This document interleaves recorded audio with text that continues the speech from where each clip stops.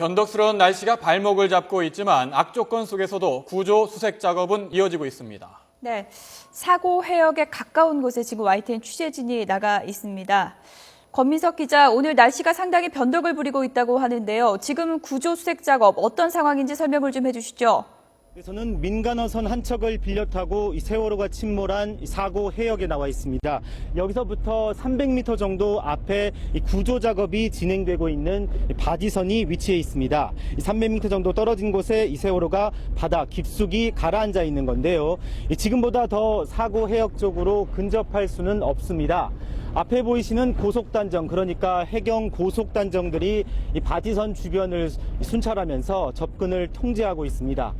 사고 해역 주변으로는 먼저 선박 수십 척이 눈에 들어옵니다.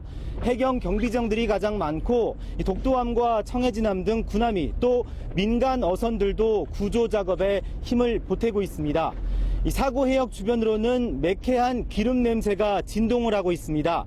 바로 세월호에서 새어나온 연료들입니다. 기름띠는 사고 해역을 중심으로 넓게 퍼져 있습니다. 해경 방제선들은 유출된 기름을 막기 위해 분주히 오가고 있습니다. 일단 눈으로 확인되는 방제선만 두 척이 보입니다. 이 작은 고무보트들도 사고 해역을 오가며 수색 작업에 참여하고 있습니다.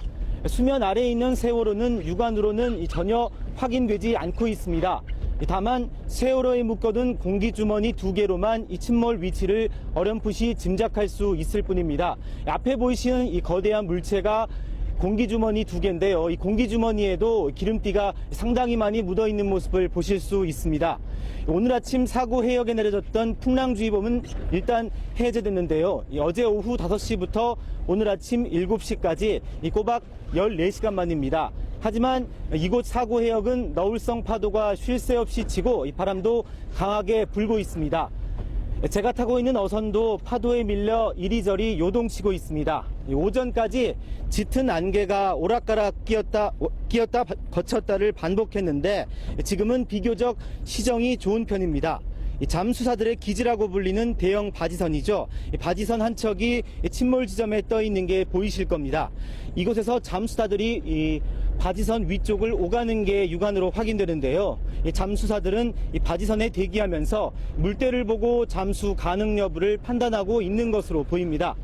이 빠른 유속과 깊은 수심 때문에 지금까지 부상당한 잠수사가 7명 정도 된다는 발표가 있었는데요. 여기서 눈으로 보기에도 수색 작업이 만만치 않을 것 같습니다. 이 파도가 1m 가까이 되고 유속도 빨라서 잠수를 할 수 있을지 상당히 악조건 속에서 수색 작업이 진행되고 있는 것 같습니다. 마치 홍수에 불어난 계곡물처럼 하류로 쓸려 내려가듯이 유속이 빨라 보입니다. 투입 여부를 놓고 논란을 불러왔던 다이빙벨은 현재 사고 해역에서 보이지 않습니다. 바지선끼리 부딪혀 안전사고가 나는 것을 우려해 항구로 대피한 상태입니다. 오늘처럼 악조건 속에서도 한 명의 생존자라도 구하기 위한 수색 작업은 현재도 계속되고 있습니다.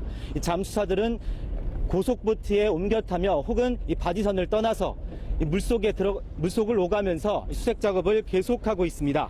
하루 만인 오늘 오후 2시 10분쯤 189번째 희생자가 추가로 발견됐다는 소식 전해드렸는데요. 오늘 정조 시간이 한 차례 남아 있습니다. 지금도 100명 넘는 실종자가 차갑고 어두운 바다 밑에 갇혀 있을 것으로 보입니다. 내일부터는 조류가 가장 빠른 사리기간에 접어드는 시점이라 구조 작업이 더 큰 영향을 받겠습니다. 가족들에겐 더없이 아프고 안타까운 시간이 될 것 같습니다. 지금까지 진도 사고 해역에서 YTN 권민석입니다.